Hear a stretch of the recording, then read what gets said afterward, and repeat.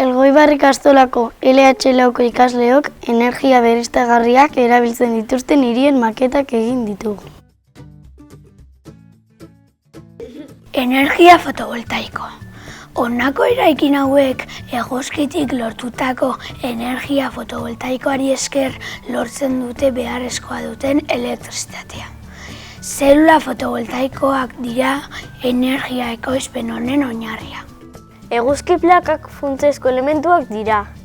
Bertako zelula fotovoltaikoa argira etengabe azaltzen denean fotoietan dagoen energia xurgatua eta energia sortzen laguntzen du. Eguzki plaka hauek gainera oso erraz instalatzen dira eta 25-30 urte inguruko bizitza izan ohi dute. Beraz inbertsio on bat da.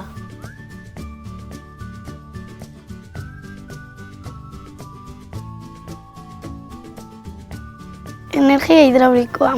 Energia hidraulikoak uraren mugimenduaren energia eskuratzean datza. Gure inguruko ibai eta intziritan honako presak ikus ditzakegu. Ibaietako presak zenbat eta garaiera diferentzia handiagoa lortu uraren ibilbidean, uraren jauzian sortutako energia potentziala handiagoa izango da, eta ondorioz, B aldean energia zinetiko handiagoa lortuko da.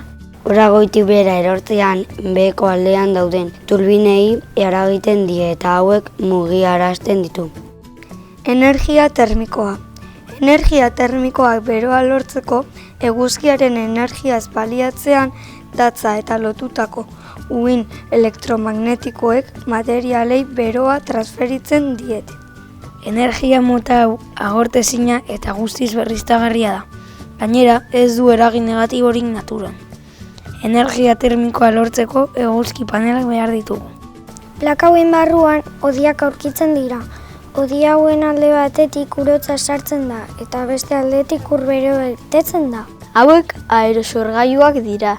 Aerosorgailuak haizearen energiatik energia elektrikoa lortzeko erabiltzen diren tresnak dira. Haizeak errotorearen besoak birarazten ditu eta hauek ardatz bati lotuta daude.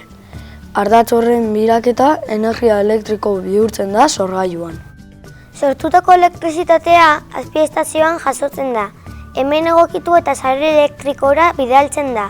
Bertatik gure etxetara elektrizitatea bidaliz.